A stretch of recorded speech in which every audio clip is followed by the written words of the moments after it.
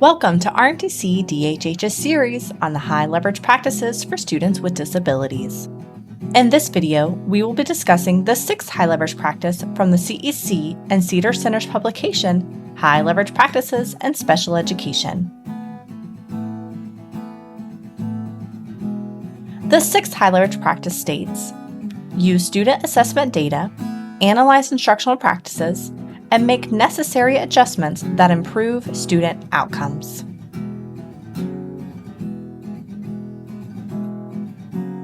HLP6 coincides well with the National Center on Educational Outcomes' 6 key practices that Florida has adopted. Use data well, focus goals, select and implement shared instructional practices, implement deeply, monitor and provide feedback and support, and inquire and learn. Regarding the first key practice, how do you use data well?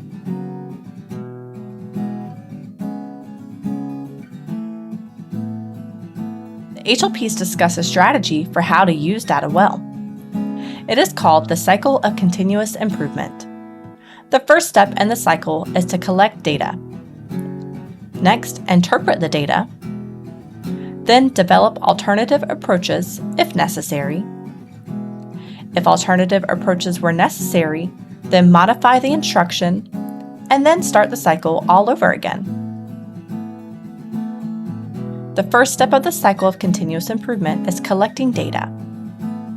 In collecting data, it's imperative that there be a variety of sources, but also that those sources are valid. Effective teachers know that no single practice will be effective for every student.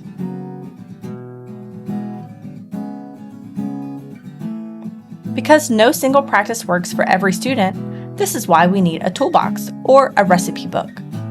You are the chef and hold the recipe for student success. Just like a recipe, education is not an exact science. Everyone has different backgrounds and learns differently. Sometimes it takes a little trial and error, but we always start with a cup of expertise in deaf education, use our data to pivot or make adjustments quickly if the students are not responding. When available, use evidence-based practices that are specific for students who are DHH. And always collaborate with the team to ensure everyone is on the same page.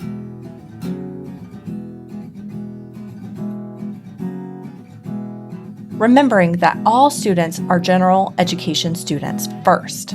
In other words, if general education students are receiving Tier 1 and Tier 2 interventions like after-school reading tutoring, the student who is DHH can receive the same interventions. IEP goals should not be Tier 1 goals. If a goal is focused on something standard for all students, then that is not specially designed instruction.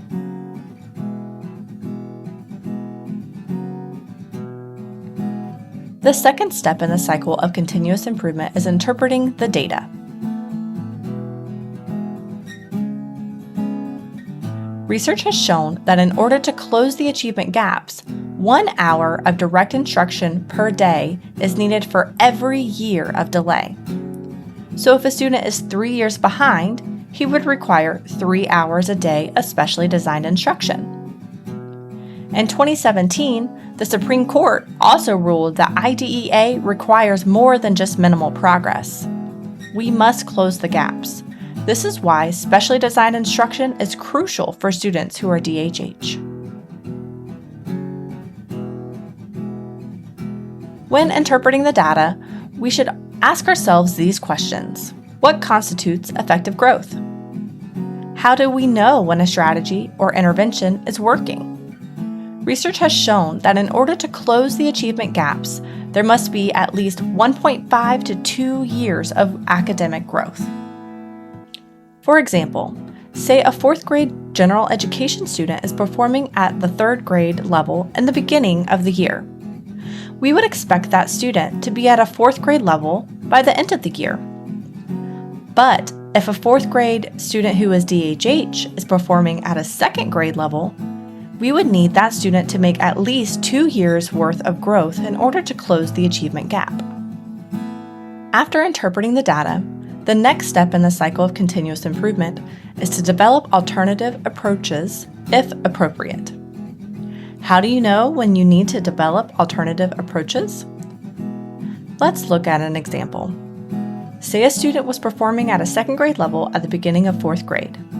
We already discussed that that student would need to make 2 years worth of growth in order to close the achievement gap. But what if they didn't make any growth at all? The following year, they would need to make 3 years worth of growth. If that projected data shows no growth or only minimal growth, then we know it's time to develop alternative approaches for that particular student. For students who are DHH, we need to look at evidence-based practices that are evidence-based on their population. For more information on evidence-based literacy strategies specific for students who are DHH, check out the RMTC-DHH Progress Monitoring page.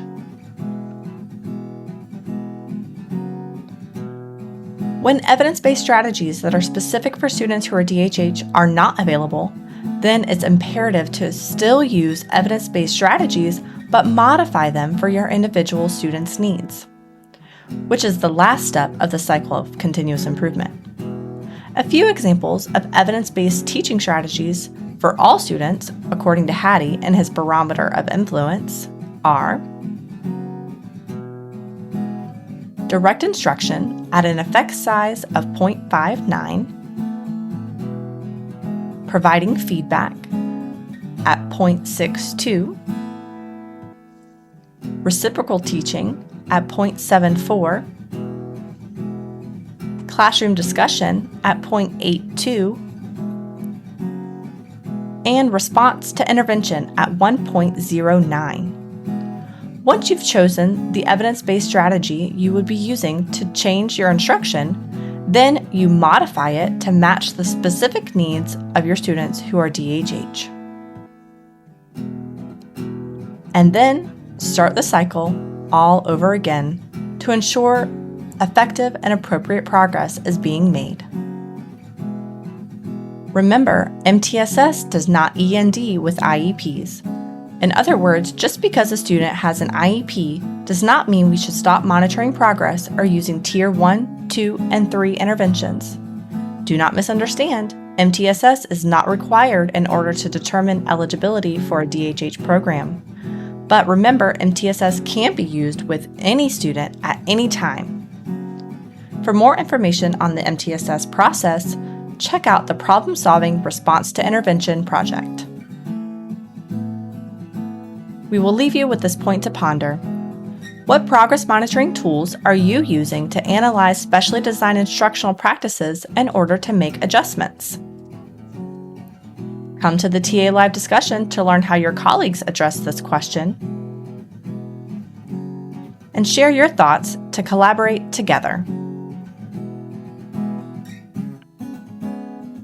Remember to check out additional resources in the Live Binder. You can access the Live Binder on the RMTC-DHH TA Live website or by going to the bit.ly/RMTC-HLP. Can't make it to the discussion session? Or perhaps you're watching a recording of this at a later time. An idea to still work within your district is to visit the Iris Center HLP Interactive Alignment Tool. This tool identifies which IRIS resource provides information on each specific HLP. Where can you find the information for the IRIS Center?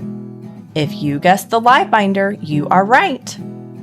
Remember, you can find that at bit.ly/RMTC-HLP. To watch more videos about the HLPs, make sure you check out the TA Live archive in our video library.